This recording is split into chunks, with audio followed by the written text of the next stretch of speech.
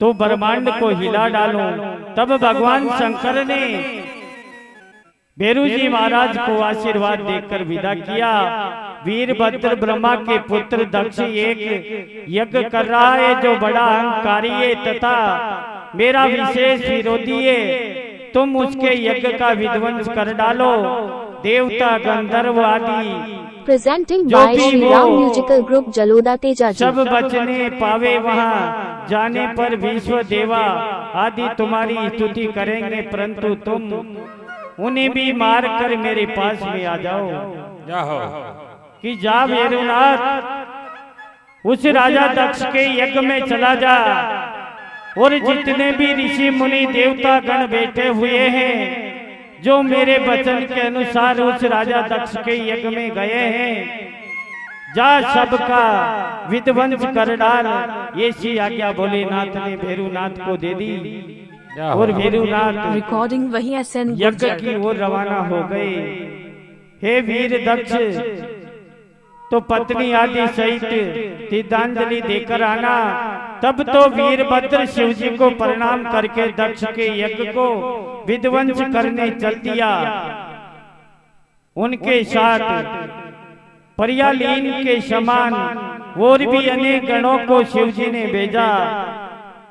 उनमें शिव के हजारों गण पार्षद तो शिव के तुल्य थे तथा वीरभद्र के समान पराक्रम वाले थे। वीरभद्र शिव के समान रूप धारण कर रथ पर चढ़कर चला। वो रथ 100 हाथ लंबा था। भेरू जी महाराज रथ में बैठकर गए थे राजा दक्ष के यज्ञ में जो 100 हाथ लंबा बताया है। उसमें 10,000 सिंह जुते हुए थे। उस रथ के 10,000 सिंह भेरू जी महाराज के रथ के 10,000 शेर जुटे हुए थे। उस रथ के हाथी आदि शस्त्रों रोनक थे। फिर काली कल्याणकारी ईशानी चामुंडा माता, मुंडदायिनी भद्रकाली, भद्रबली और वैश्वी इन देवताओं ने दक्ष को मारने के लिए अपने भूत गणों के साथ प्रस्थान किया। वीरभद्र और महाकाली अखंड गणों की संख्या करना ये असंभव है। 64,000 करोड़ तो शिव जी के गणों की संख्या सेना थी और समय शंख भेरी जटाधारी आदि के नाना शब्द करके बाजे बजने लगे। उस यात्रा के प्रभाव में उनके प्रकार से शुभ शकुन होने लगे। जब वीरभद्र दक्ष यज्ञ को नष्ट करने चले तो दक्ष और देवताओं के लिए अपशकुन होने लगे। दक्ष की बाई आंख, बाया हाथ तथा बाई जंगा फड़कने लगी। पृथ्वी में भूकंप हुआ तथा दिशाएं मलिन हो गई। सूर्य में काले दाग दिखाई पड़ने लगे। बिजली और अग्नि के समान नक्षत्र गिरने लगे। हजारों गिद्ध दक्ष के सिर पर मंडराने लगे। गिद्धों की छाया से मंडप ढक गया। इतने गिद्ध मंडराए यज्ञशाला के ऊपर जो सारी यज्ञशाला ढक गई। अंधेरा छा गया।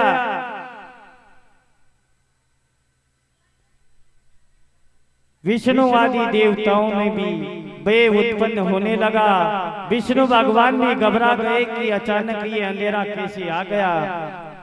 तब उस समय आकाशवाणी हुई, हे दक्ष, तुझे धिक्कार है, तू बड़ा पापी है और मूर्ख है। अब तुझे शिव जी के द्वारा महान दुख की प्राप्ति होगी। तेरे कारण उपस्थिति देवगणों को भी महादुख प्राप्त होगा। उस समय आकाशवाणी हुई कि हे दक्ष, तू बहुत दुखी होगा। तेरा यज्ञ नहीं सफल हो जाएगा और जितने भी साधु संत महात्मा देवगण तेरे यज्ञ में विराजमान हैं सभी को हानि होगी। इस प्रकार की आकाशवाणी हुई। इस प्रकार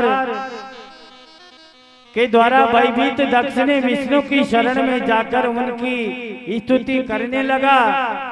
सभी देवता गण विष्णु भगवान की शरण में चले गए और विष्णु भगवान से कहने लगे कि हे नाथ, अब हमारी रक्षा करने वाले सिर्फ आप ही रह गए। ये काला बादला छा गया, गठा मंडराने लग गई, महाकाली का प्रकोप उस यज्ञशाला पर पड़ गया। राजा दक्ष बोला कि हे विष्णु, भगवान में बड़ा भयभीत हूँ, मेरी रक्षा कीजिए।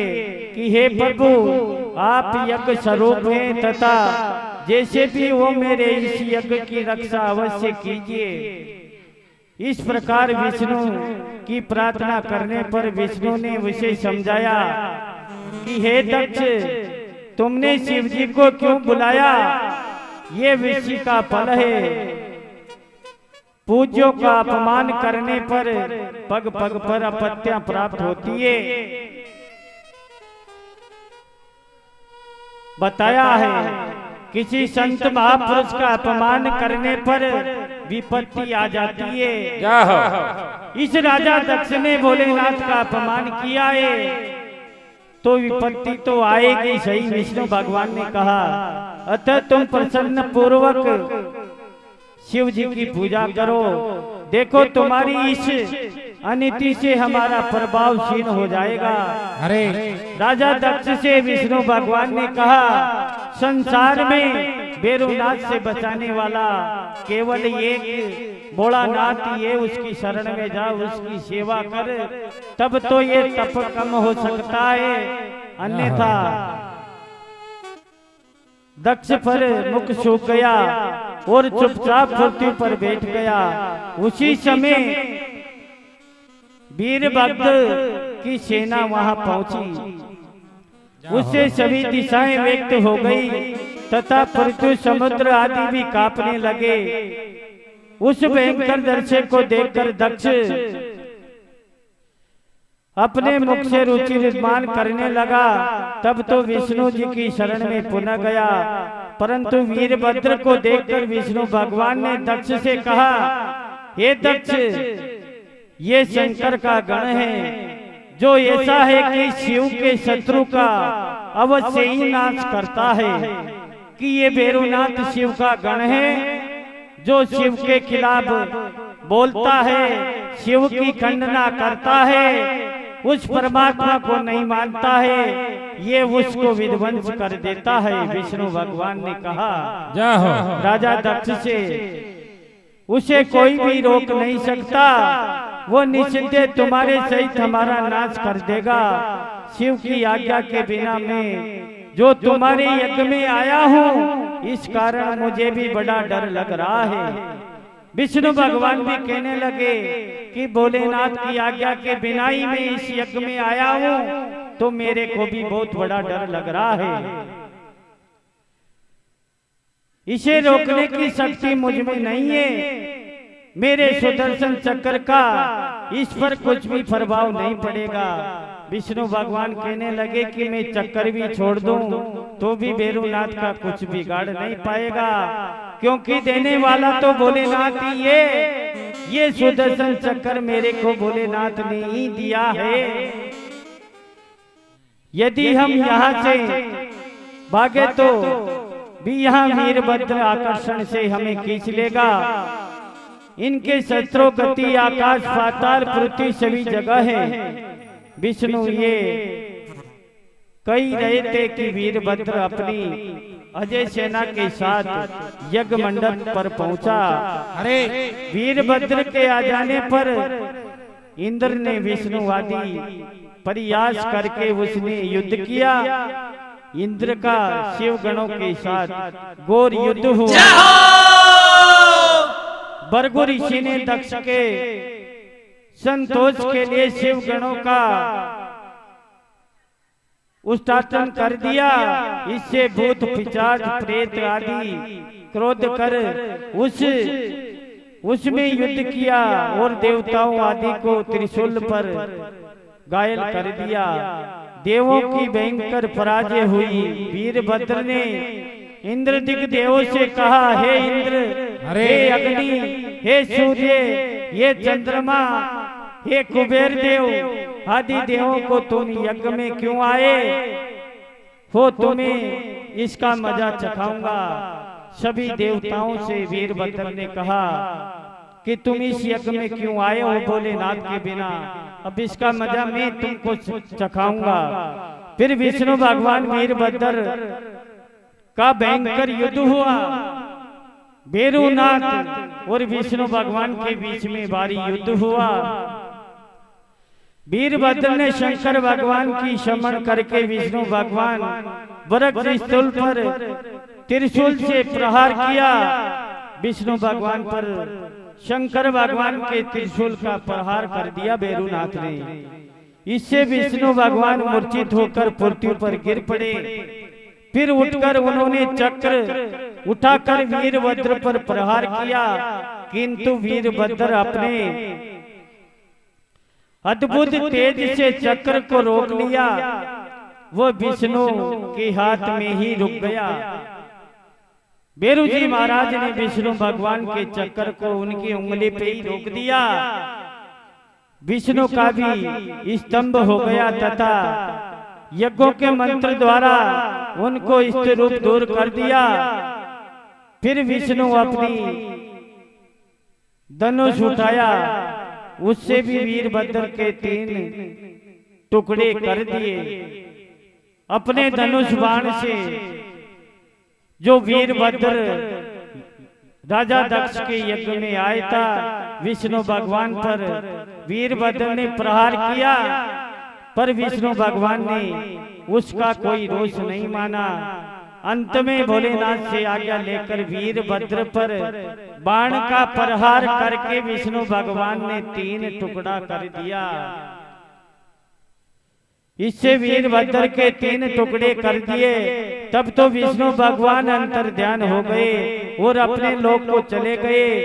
उनके चले जाने पर वीरभद्र ने यज्ञ भगवान को पकड़ा और उनका सिर वीरभद्र ने राजा दक्ष को पकड़ा और उनका सिर काट डाला।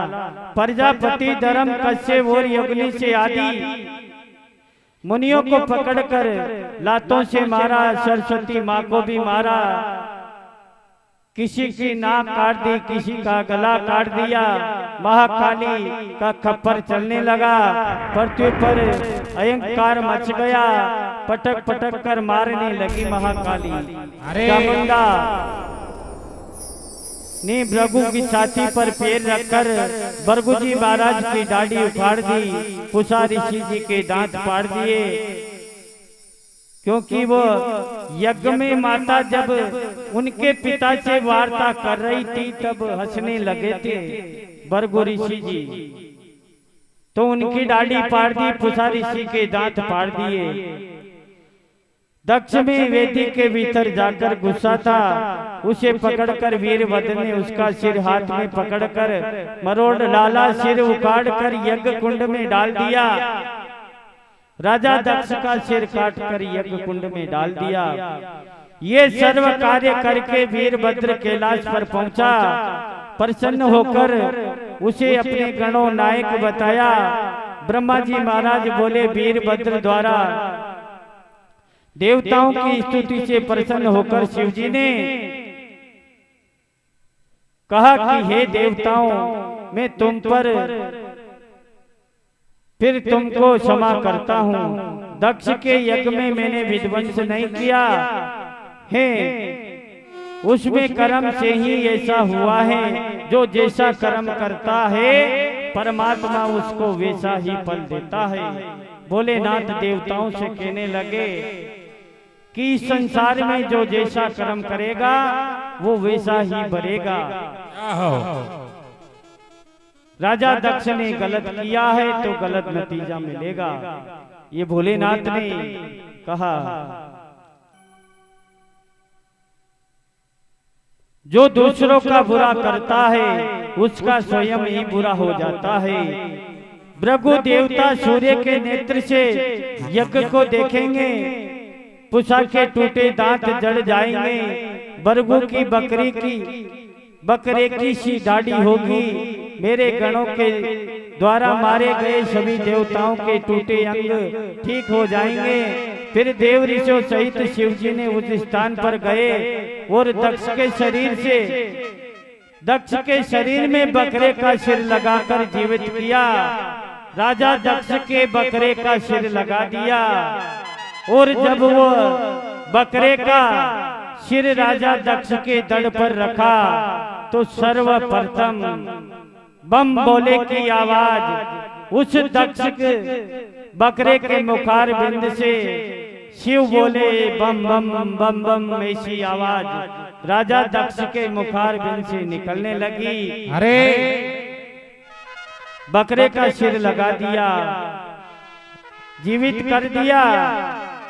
उसने उठकर प्रसन्न चित्त से भगवान शंकर का दर्शन किया और स्तुति की। उनकी स्तुति कर शंकर भगवान प्रसन्न हुए। उनके बाद मैंने और विष्णु भगवान ने इंद्रादिक लोक पालों ने भी शिव जी की स्तुति की। इस स्तुति से प्रसन्न होकर भगवान शिव ने दक्ष से कहा कि हे दक्ष, तू मुझ पर परमेश्वर को मान, ज्ञान नारायण के कर्म कर, तुझे नारायण भगवान का पद दिया है, पर बीच में बिसर जाता है, तू भूल जाता है कि मेरा क्या कार्य है, मैं क्या करूंगा। शंकर भगवान विष्णु भगवान को समझा रहे हैं। अरे संपूर्ण जगत की विष्णु भगवान को मेरी निंदा नहीं करनी चाहिए। मेरा भक्त विष्णु भगवान का भक्त है और जो विष्णु भगवान का भक्त है वो भोलेनाथ का भक्त है। जो राम जी का भक्त है वो मेरा भी भक्त है। ऐसा भोलेनाथ ने अपने मुखार बिंद से कहा। जो किसी भी देवन की निंदा करता है तो भोलेनाथ नाराज हो जाते हैं। ऐसा कहेगा, श्राप देकर तत्वों द्वारा प्राप्ति करेगा। फिर दक्ष प्रसन्न होकर शिव जी का नाम जपने लगा। सभी देवताओं ने विष्णु भगवान की स्तुति की। दक्ष ने विधि पूर्वक यज्ञ को संपन्न करवाया, विधि प्रकार दान दिए। सभी देवताओं को यज्ञ का भाग मिला। यज्ञ समर्पित हो गया। देवता शंकर भगवान के गुण गाते हुए अपने अपने धाम को चले गए। शिव जी अपने गणों के साथ कैलाश में रहने लगे। जी बोलो शंकर भगवान की जय। जय हो।